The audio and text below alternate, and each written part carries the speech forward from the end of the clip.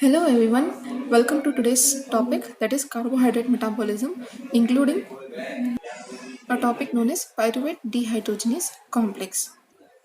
Hope you have seen my last video regarding glycolysis metabolism of carbohydrate and also easy way to remember glycolysis, different steps involved in the glycolysis and enzymes involved. So let us start with this pyruvate dehydrogenase complex. So in this we will learn regarding a brief introduction to the glycolysis, that is last topic, then introduction to PDH complex, that is pyruvate dehydrogenase complex, different steps involved in conversion of pyruvate to acetyl CoA, then regulation of PDH, that is enzymes whatever are involved in this PDH complex, how these are regulated, that is how these are inhibited or how they are activated, and the significance of PDH complex. So what do you mean by pyruvate dehydrogenase complex? So before dealing with this, we will see a brief introduction to glycolysis. So we had seen the glycolysis, that is conversion of glucose into pyruvate. So a 6 carbon compound, you can see here 6 carbon compound is being converted into 2 molecules of 3 carbon compound and includes 10 different steps. So these 10 different steps are being split into 3 different phases, that is energy investment phase, splitting phase and energy generation phase. So in energy investment phase, here you can see the 2 ATP molecules are being utilized, that is energy is utilized, as well as the phosphate bonds are being transferred to the respective starting products to form different intermediary products, starting material to different intermediary products. So this is known as energy investment phase. And the second phase is splitting phase, wherein the fructose 1,6-biphosphate is being splitted into 2 3 carbon compound, that is dihydroxyacetone phosphate and glyceraldehyde 3-phosphate. Now this glyceraldehyde 3-phosphate undergoes different steps and is finally converted into pyruvate, and this phase is known as energy generation phase, wherein ATP is being synthesized directly from the substrate. You can see substrate directly synthesizes ATP. Such method is known as substrate level phosphorylation, wherein ATP is directly synthesized from the substrate, and also the energy is being transferred in the form of NADH, wherein NAD plus is a coenzyme that accepts the protons and gets reduced to reduced form, that is NADH. So this NADH undergoes electron transport chain and generates ATP. This is how glycolysis is being done. So now this pyruvate, or the end product of the glycolysis, this is converted into either lactate or acetyl CoA. So if it is converted into lactate, that is known as anaerobic oxidation, and if it is converted into acetyl CoA, that is known as aerobic oxidation. Conversion of pyruvate to acetyl CoA is being carried out by pyruvate dehydrogenase complex. So this PDH complex we will be studying today. So let us begin with pyruvate dehydrogenase complex. So pyruvate, that was the end product of glycolysis. We had seen pyruvate, that was end product of glycolysis, is transported into the mitochondria. So now this glycolysis takes place into the cellular functions, right? That is in the cytoplasm. So from cytoplasm, now this pyruvate is being transported to mitochondria. So what is mitochondria? It is known as powerhouse of the cell, right? So now this pyruvate from cytosol, it is transferred into the mitochondria, where it undergoes oxidative decarboxylation. Oxidative means it undergoes oxidation to form acetyl CoA, and decarboxylation means removal of carbon dioxide molecule. So simultaneously two processes are being carried out, oxidation as well as decarboxylation. Hence it is known as oxidative decarboxylation method. To acetyl CoA catalyzed by multi-enzyme complex. Multi-enzyme means different enzymes are involved, that is associated with the inner mitochondrial membrane. So you can see structure of mitochondria, that is outer membrane, this is inner membrane, this is matrix, and it is intermembrane space, right? So now this pyruvate, this is just assume that this is a cell and this is a mitochondria. So from cytosol, pyruvate is being transferred to mitochondria. So now these enzymes, whatever are responsible for conversion of pyruvate to acetyl-CoA, are present in the inner mitochondrial membrane, means on the inner membrane of the mitochondria. So this is the reason the pyruvate, whichever that is produced due to the result of glycolysis in the cytosol, is being transferred into the mitochondria,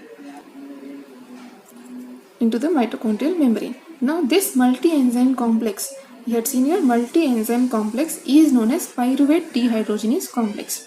What do you mean by pyruvate dehydrogenase complex?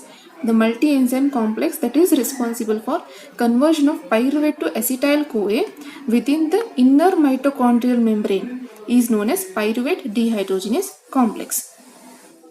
So this complex consists of 3 important enzymes and 5 important cofactors or coenzymes. So what are the 3 enzymes responsible for conversion of pyruvate to acetyl-CoA? That is, first is pyruvate dehydrogenase, or you can also say as pyruvate decarboxylase.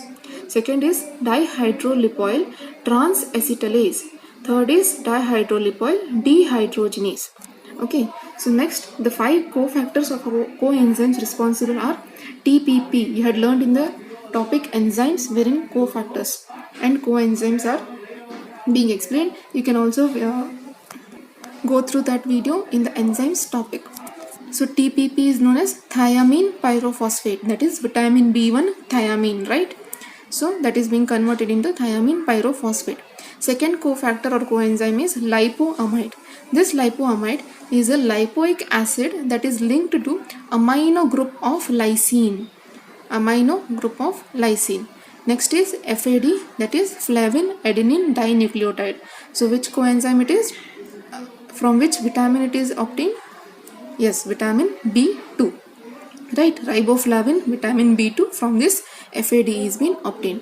Next is coenzyme A, and another important cofactor or coenzyme is NAD+, that is nicotinamide adenine dinucleotide. So this NAD+ is being obtained from vitamin B3, that is niacin. So these are 3 important enzymes as well as 5 important cofactors or coenzymes that make the complete PDH complex. So the end product of this PDH is acetyl-CoA is being generated along with generation of NADH. So this NADH undergoes electron transport chain and produces ATP. So overall reaction of this PDH complex is pyruvate in presence of NAD+ and coenzyme A in presence of PDH complex, that is these 3 enzymes including the cofactors, is being oxidized to acetyl-CoA and carbon dioxide along with NADH and hydrogen ions. So let us see in detail how this pyruvate dehydrogenase complex works. So this is the pathway for oxidation of pyruvate to acetyl-CoA. So you can see the first molecule, that is pyruvate, obtained after glycolysis of glucose. So now this pyruvate undergoes decarboxylation in presence of enzyme pyruvate decarboxylase. So you can see here carbon dioxide is removed. Now this acetyl group is being transferred to TPP, that is thiamine pyrophosphate. Now this thiamine pyrophosphate and acetyl group, they combine together forming hydroxyethyl TPP. You can see here hydroxyethyl TPP.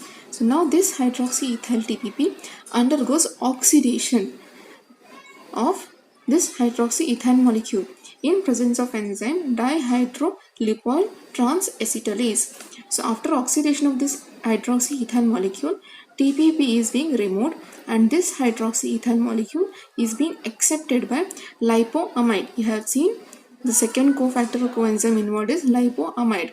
So now this lipoamide accepts the oxidized form of hydroxyethane molecule and gets converted into acetyl lipoamide. Now this acetyl lipoamide is second intermediate, wherein this acetyl molecule is being removed from the acetyl lipoamide and is being accepted by coenzyme A. Now this coenzyme A and the acetyl molecule combine together forming acetyl-CoA. So this is the last product, that is our required product.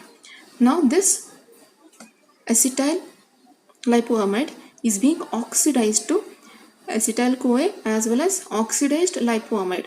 Sorry, this is reduced lipoamide and acetyl-CoA is formed. Now this reduced lipoamide is being oxidized. You can see here the hydrogens from the lipoamide molecule. Hydrogens from the reduced lipoamide molecule are being transferred to FAD. Now FAD is another coenzyme that is involved in accepting of protons or accepting the electrons, right? Because it undergoes reduction. So now this reduced lipoamide transfers its hydrogens and gets oxidized to oxidized lipoamide. This is oxidized lipoamide. This is reduced lipoamide. Now these hydrogens are being accepted by FAD. FAD gets reduced to FADH2.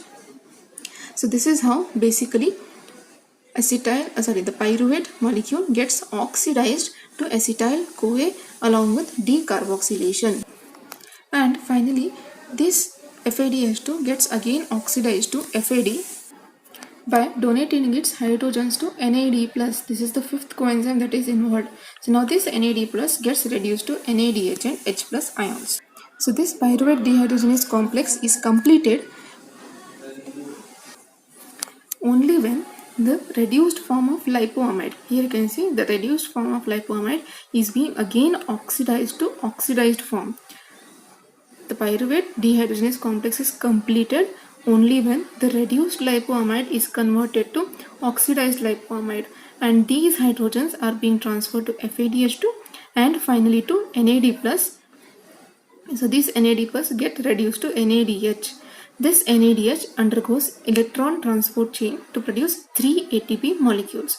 So this is how the acetyl group from the pyruvate is being transferred to coenzyme A to form acetyl-CoA along with decarboxylation of the pyruvate and oxidation of the intermediary products to form FADH2 and finally NADH.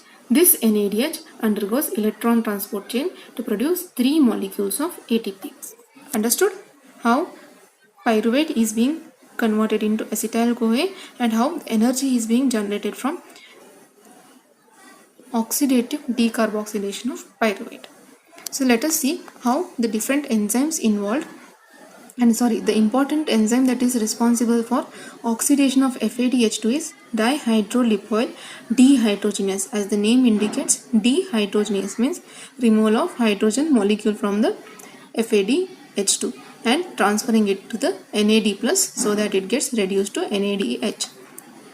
So let us see how this pyruvate decarboxylase or pyruvate dehydrogenase enzyme is being regulated.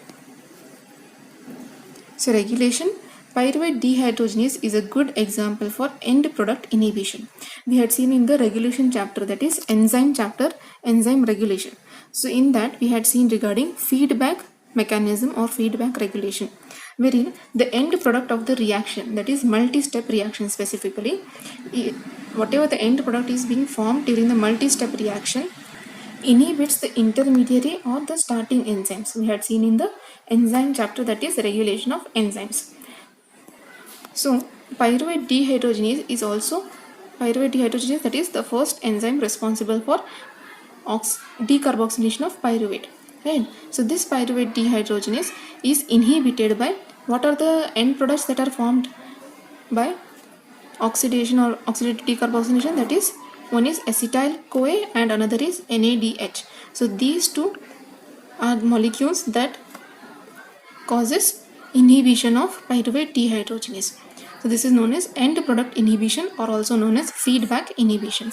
Also this pyruvate dehydrogenase is regulated by phosphorylation and dephosphorylation. Means the phosphorylated form, you can see in this example, PDH active, inactive and PDH active. So what is this PDH active and PDH inactive? So you can see PDH inactive is a phosphorylated form of a pyruvate dehydrogenase enzyme. Means the phosphate group, if it is attached to PDH enzyme, then it becomes inactive in nature. And if this phosphate group is removed, from the PDH enzyme, it becomes active. So this removal of phosphate group takes place in presence of enzyme PDH phosphatase. So this enzyme, that is PDH phosphatase, is responsible for activation of PDH enzyme, right? Because it removes the phosphate and converts into active form. And this PDH active form, that is dephosphorylated form, This is phosphorylated, while this is dephosphorylated.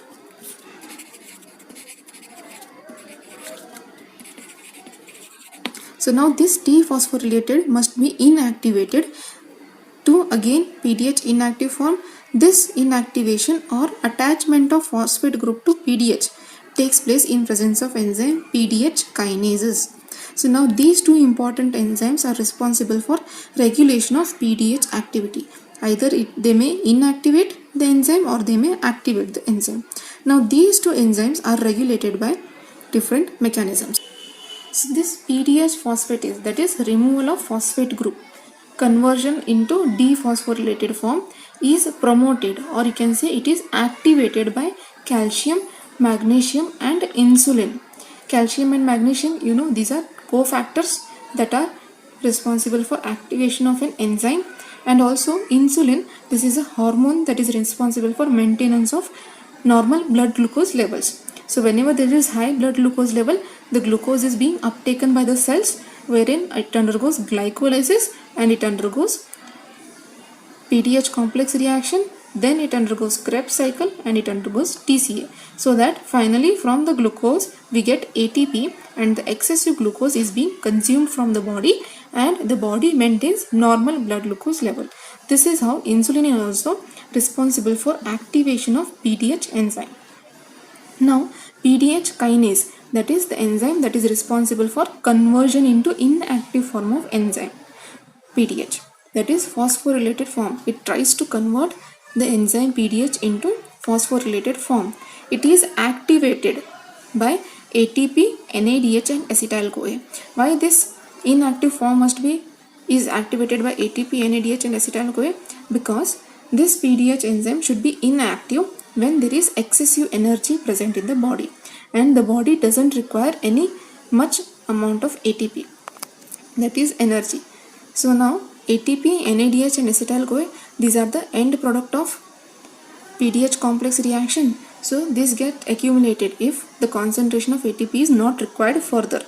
So now these molecules try to inhibit the PDH complex reaction, as well as they try to convert the pyruvate dehydrogenase complex into inactive form. So this is how it, in two ways, acetyl-CoA and NADH inhibits this PDH complex reaction. Also, this PDH kinase is inhibited by NAD plus coenzyme A and pyruvate. You know, pyruvate is a starting material for PDH complex reaction. NAD plus and coenzyme A, these are coenzymes or cofactors that are involved during the reaction.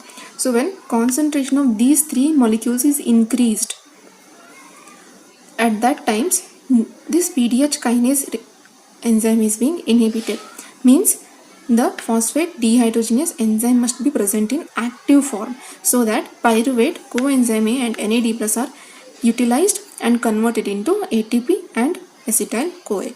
I hope you have understood this regulation mechanism, wherein pyruvate dehydrogenase is being inhibited by the end products, that is acetyl-CoA and NADH. Also it is inhibited or it is being regulated by either dephosphorylation or phosphorylation mechanism, wherein this dephosphorylated enzyme is being activated by calcium, magnesium and insulin, while the phosphorylated enzyme is being activated by PDH kinase and the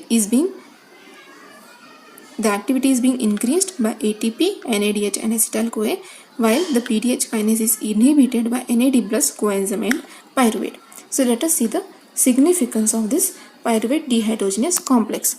So as we know, it is the second step of cellular respiration, and it takes place after the glycolysis and before Krebs cycle or TCA cycle. So it is a connecting link between glycolysis and TCA cycle. And lack of TPP, that is thiamine pyrophosphate. Because of deficiency of thiamine, that is vitamin B1, inhibits PDH activity, resulting in the accumulation of pyruvate. Because you had seen in the second step, wherein TPP accepts the acetyl group, You can see here TPP accepts the acetyl group and gets converted into hydroxyethyl TPP. This is very much important step for proceeding into conversion to acetyl-CoA. So if this TPP is deficient because of deficiency of thiamine, this leads to accumulation of pyruvate, leading to decreased ATP synthesis. Also, in thiamine deficient alcoholics, the person who consumes lot amount of alcohol, in such patient thiamine is deficient because thiamine absorption from the food or whatever diet they consume is less. Thiamine absorption is decreased in alcoholics. So in such case, pyruvate accumulation takes place, and pyruvate accumulation, and because of deficiency of TPP, there is no oxidative or aerobic oxidation of pyruvate to acetyl-CoA. So indirectly this pyruvate undergoes anaerobic oxidation to lactate. We had seen that pyruvate gets converted into two forms, either lactate or acetyl-CoA. So because of lack of TPP, it doesn't undergo aerobic oxidation. Rather, it undergoes anaerobic oxidation to lactate, resulting in lactic acidosis. That is, it gets accumulated in the muscles such that cramps and pain starts in the muscles. That is known as lactic acidosis. So this is how the pyruvate dehydrogenase complex works, by conversion of pyruvate to acetyl-CoA, involving 3 different enzymes and 5 different coenzymes or cofactors, leading to the production of NADH. So this NADH finally enters into electron transport chain, leading to synthesis of 3 molecules of ATP. And also this PDH enzyme, that is pyruvate dehydrogenase, pyruvate dehydrogenase enzyme is being regulated by the end products whatever that are formed, and also it is being regulated either by phosphorylation or dephosphorylation. Hope you have understood this today's topic regarding pyruvate dehydrogenase complex. So next topic we will be including in the next video is regarding Krebs cycle or TCA cycle. Thank you.